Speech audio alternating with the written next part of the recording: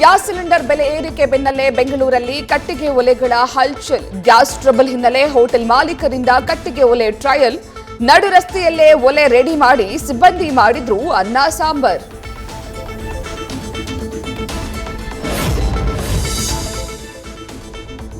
ಪಿಜಿಗಳಲ್ಲೂ ಹೆಚ್ಚಾಗ್ತಿರುವ cylinder ಸಂಕಷ್ಟ. ಇಡ್ಲಿ, ದೋಸೆ, ಪೂರಿ, ಚಪಾತಿ ಬದಲು ಇನ್ಮೇಲೆ ಸಿಗುತ್ತೆ ಕೇವಲ ಅನ್ನ ಸಾಂಬಾರ್ ಊಟ. ಸೆಲ್ಫ್ ಕುಕಿಂಗ್ ಇಲ್ಲದೆ ಕೆಲ ಪಿಜಿಯಲ್ಲಿ ಊಟವೂ ಸಿಗದೆ ನಿವಾಸಿಗಳ ಪರದಾಟ.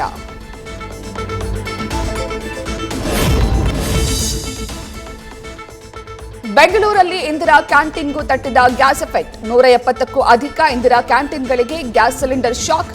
ಗ್ಯಾಸ್ ಪೂರೈಕೆ ಆಗದಿದ್ರೆ 2 ದಿನದಲ್ಲಿ ಬೀಳುತ್ತೆ ಇಂದಿರಾ ಕ್ಯಾಂಟೀನ್ಗೂ ಬ್ರೇಕ್.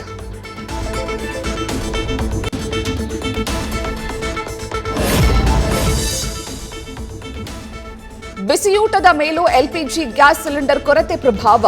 ಸಿಲಿಂಡರ್ ಸಮಸ್ಯೆ ಹೀಗೆ ಮುಂದುವರೆದ್ರೆ ಶಾಲೆಗಳಲ್ಲೂ ಉಂಟಾಗುತ್ತೆ ಆಹಾರದ ಅಭಾವ. ಬಿಸಿಯೂಟಕ್ಕೆ ತೊಂದರೆ ಆಗದಂತೆ ಅಗತ್ಯ ಕ್ರಮ ವಹಿಸಲು ಶಿಕ್ಷಣ ಇಲಾಖೆಯಿಂದ ಆದೇಶ. ನ್ಯೂಸ್ ಫಸ್ಟ್ ನಿರ್ಭೀತಿಯಿಂದ ನಿಮ್ಮ ಪರವಾಗಿ.